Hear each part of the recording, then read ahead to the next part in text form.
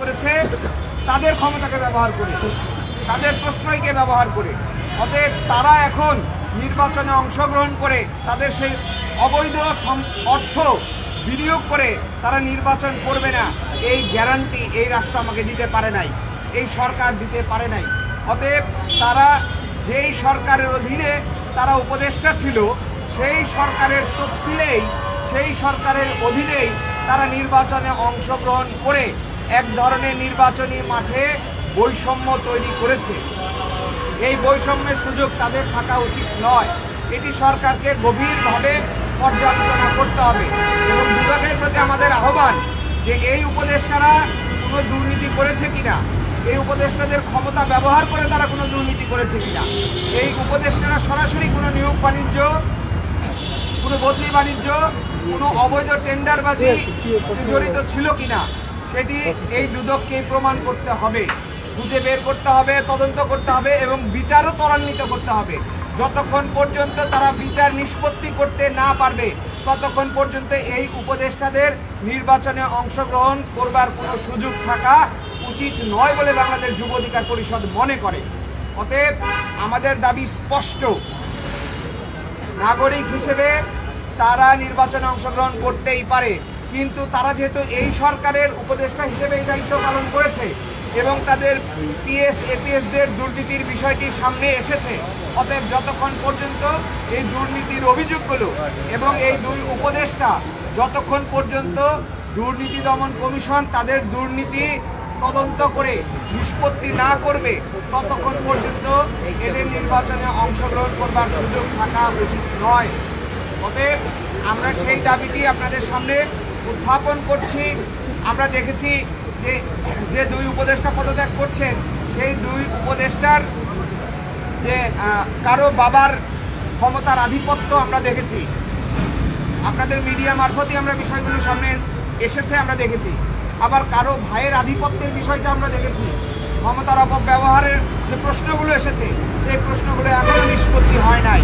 অতএব এর সুরাহা না হওয়া পর্যন্ত তারা যে নির্বাচনে অংশগ্রহণ করে এই প্রশাসনকে ব্যবহার করবে না, অবৈধ সম্পদ ব্যবহার করবে না এবং অবৈধ সম্পদ উপার্জন করে নাই, সেটি দুদক এবং এই সরকারকেই নিশ্চিত করতে হবে বলে আমরা বিশ্বাস করি এবং সেটি না করা পর্যন্ত এদের নির্বাচনে অংশগ্রহণ করবার পুরো সুযোগ আছে বলে বাংলাদেশ যুব অধিকার পরিষদ মনে করে না।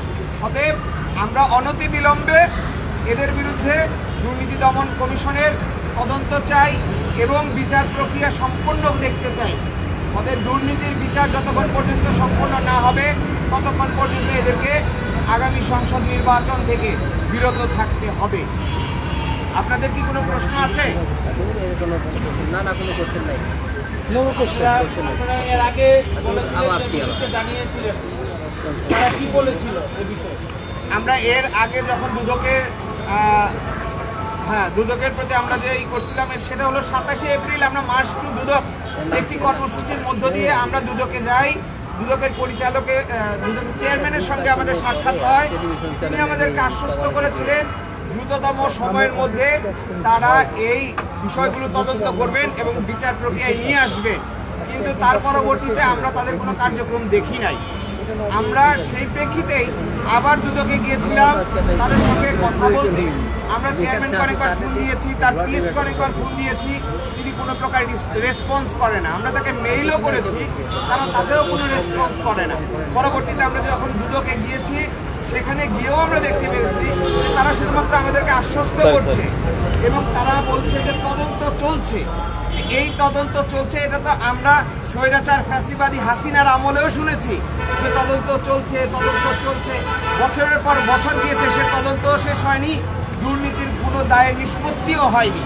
অতএব আমরা যদি এখনো একই ধরনের কথা দুদকের কাছ থেকে শুনি যে তদন্ত চলছে, তাহলে একটি গণ অভ্যুত্থান পরবর্তী রাষ্ট্র বা সরকারের কি দায় থাকলো বা আমরা তাদের কাছ থেকে কি আশা করতে পারি? তারা যদি সেই হাসিনার মতোই বা হাসিনা সরকারের মতোই আমাদেরকে তদন্তের অজুহাতে শুধুমাত্র কালি ক্ষেপণ করে।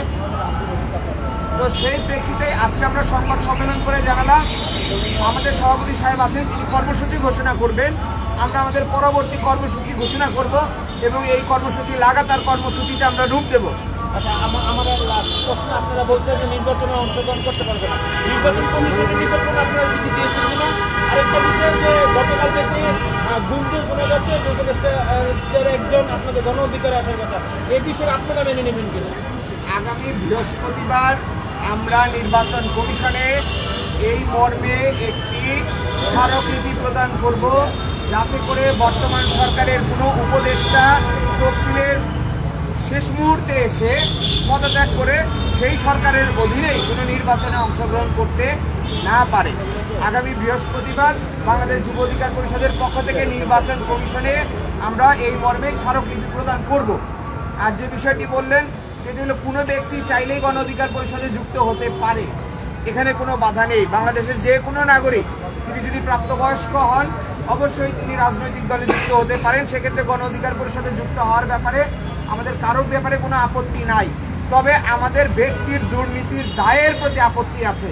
এই রাষ্ট্রে, এই দেশে এই গণ অভ্যুত্থানের চেতনা, তার যে দায়, সেই দায়কে তিনি লঙ্ঘন করে কিনা সেটি দুর্নীতির বিচার করার দায়িত্ব গণ অধিকার পরিষদের না, যুব অধিকার পরিষদের না।